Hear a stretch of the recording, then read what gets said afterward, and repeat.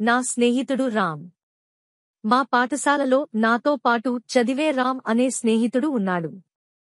ఆయన చాలా తెలివైనవాడు. ప్రతి పరీక్షలోనూ మొదటి ర్యాంక్ సాధిస్తాడు. కాని రామ్కి క్రీడల్లో ఆసక్తి ఉండదు. ఆయన పుస్తకాలతోనే ఎక్కువ సమయం గడుపుతాడు. ఒకసారి మా పాఠశాలలో క్రీడా పోటీలు నిర్వహించారు. అందరూ పాల్గొంటున్నప్పటికీ రామ్ మాత్రం ఆడాలని ఆసక్తి చూపించలేదు. మేమందరం కలిసి రామ్కి క్రీడల్లోనూ బాగుంటుందని, అందరూ పాల్గొనాలని చెప్పాం. మొదట రామ్ వినలేదు.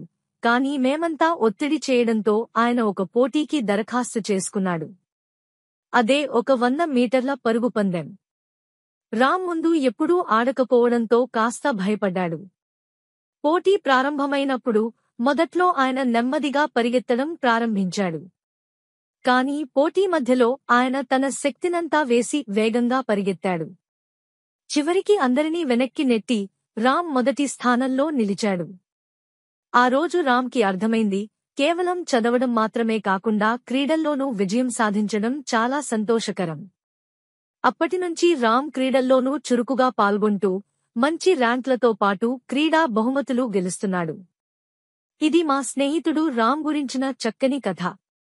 ఆయన నుంచి నేను నేర్చుకున్న విషయం ఏమిటంటే, మనం అన్ని రకాల అనుభవాలు పొందితేనే మన జీవితం సంపూర్ణం అవుతుంది.